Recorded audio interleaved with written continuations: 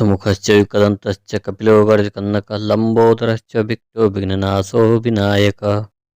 प्रेम से बोलिए गणेश भगवान की जय। आइए सभी श्रोतागण विनायक चतुर्थी का व्रत कथा श्रवण करें। सतयुग में 100 यज्ञ करने वाले एक पृथु नामक राजा हुए।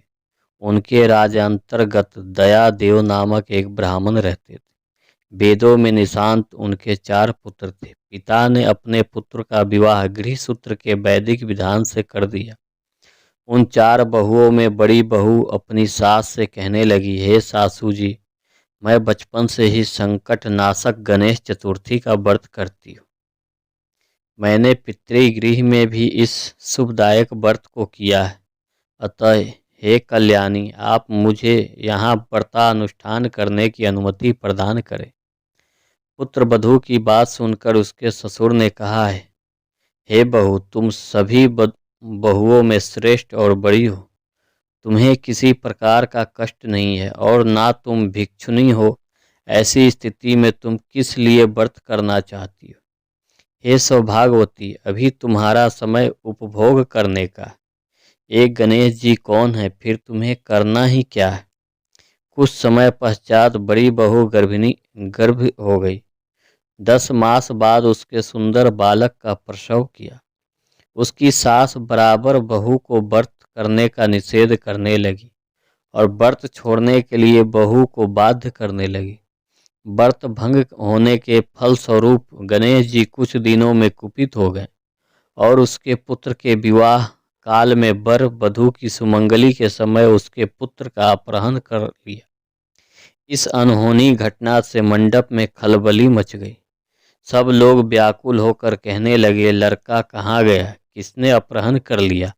बरातियों द्वारा ऐसा समाचार पाकर उसकी माता अपने ससुर दयादेव से रो रो कर कहने लगी, हे ससुर जी, आपने मेरे गणेश चतुर्थी व्रत को छुड़वा दिया है, जिसके परिणाम स्वरूप ही मेरा पुत्र गायब हो गया है। अपनी पुत्र वधू के मुख से ऐसे बात सुनकर ब्राह्मण दयादेव बहुत दुखी हुए। साथ ही पुत्र वधू भी दुखित हुई।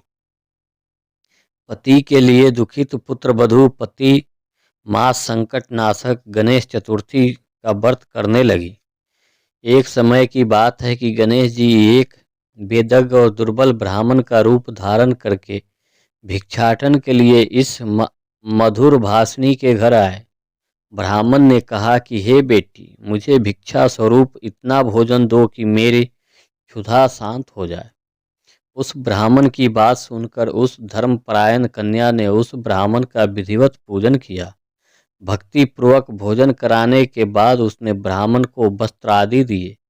कन्या की सेवा से संतुष्ट होकर ब्राह्मण कहने लगा, हे कल्याणी, हम तुम पर प्रसन्न हैं।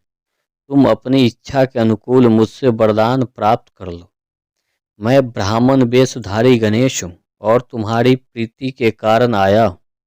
ब्राह्मण की बात सुनकर कन्या हाथ जोड़कर निवेदन करने लगी, हे विघ्नेश्वर, यदि आप प्रसन्न हैं तो मुझे मेरे पति के दर्शन करा दीजिए।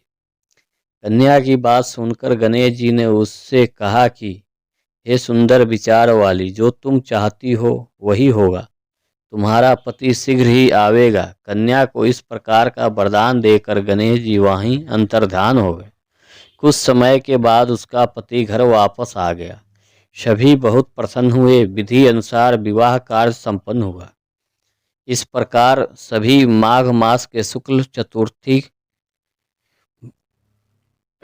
व्रत करने लगे और चतुर्थी व्रत का सभी कामनाओं को पूर्ण करने वाली गणेश विनायक चतुर्थी का व्रत करे। प्रेम से बोलिए गौरी पुत्र गणेश की जय।